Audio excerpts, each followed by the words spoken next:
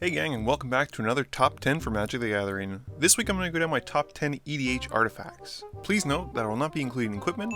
I think there are enough of those to merit their own lists, so that's something we can look at in the future, and the same goes for artifact creatures.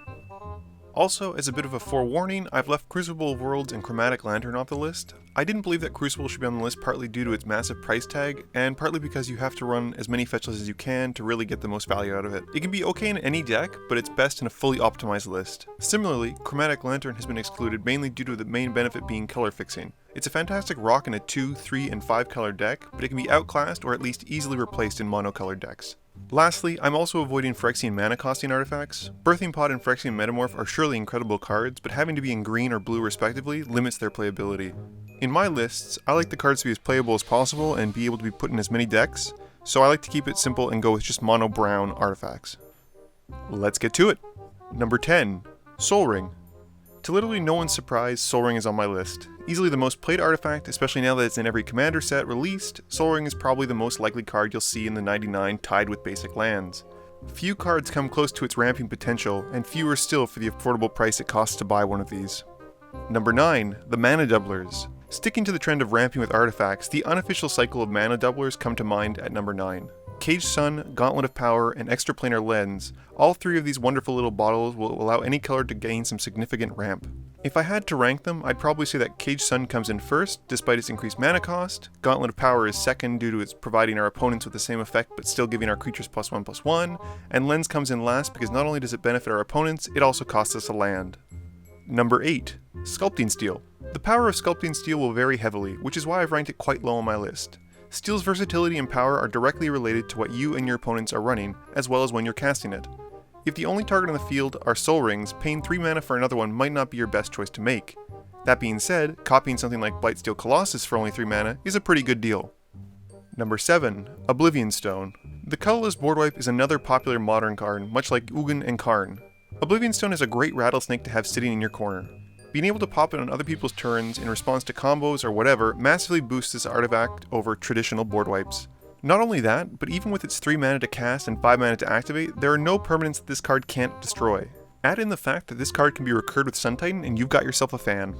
Number 6. Torpor Orb. Enter the battlefield effects are pretty much the staple of EDH. The bigger the effect, usually the better. It shouldn't be that hard to follow the logic as to why many people would want to include Torpor Orb in their list then. Being able to reliably shut off not only creatures, but also anything that cares about creatures coming in, for only 2 mana is a very strong artifact. Number 5. Phyrexian and Ashnod's Altar. Sacrolets are a necessary evil in all but the most creature-light of decks. Whether you're sacrificing to deal damage, draw a card, or even just to save the creature, you're always going to want to have access to at least one reliable sacrifice outlet. Enter the Altars. Not only are their activated abilities free and usable multiple times per turn or an opponent's turns, they have the added benefit of ramping you. Number 4. Staffof Domination. I can't tell you how happy I was when this was taken off the ban list. With nearly every mode being relevant at all times, the amount of ways that this card can be comboed with is bananas. Admittedly, you'll need a lot of mana, but this is EDH, a magical land where gaining infinite mana isn't just easy, it's often a win condition. Whether it's drawing your library, gaining a billion life, or tapping out all of your opponent's blockers, Staff will always help you further your winning strategy. Number 3. Sensei's Divining Top. I'm not really sure what to say about this card other than I really do hate it. It's powerful, it's a phenomenal library manipulator, and coupled with something like Future Sight and Ethereum Sculptor allows you to draw your whole deck. The only negative of it, and this gets exponentially worse the more the people who have it on the field, is that it can slow the game down to a grinding halt at the end of everyone's turn as each opponent will activate it to see what's on top. Number 2. Scroll Rack. I was hesitant to put Scroll Rack so high on my list, but I think the power of the artifact justifies it. Think of how many people like to cast Brainstorm. Do you have that image in your mind? Being able to put cards from your hands, cards you don't want, and drawing new cards is always a great feeling. Well, guess what? You get to do that on each of your turns and sometimes more.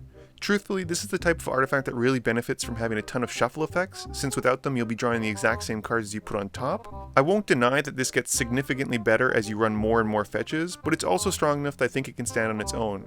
Plus, lots of tutor spells cause you to shuffle afterwards, which is essentially the same effect anyway. And number 1, Rings of Brighthearth. There are very few good things in the world that aren't worth doing twice, so with that in mind, Rings of Brighthearth sits at the very top of my list. You'll probably might recall mentioning infinite mana. This unassuming set of rings is one of the cards that will easily enable that dream to become a reality. I'm sure that many of you are familiar with how Basalt Monolith and the rings work, but the long short of it is that you use rings to copy the untapping ability and gain infinite mana. But why stop there? Heck, it'll copy nearly anything you could possibly want. Planeswalker's abilities? Yup. You don't get the loyalty, but you still get 2 of the abilities.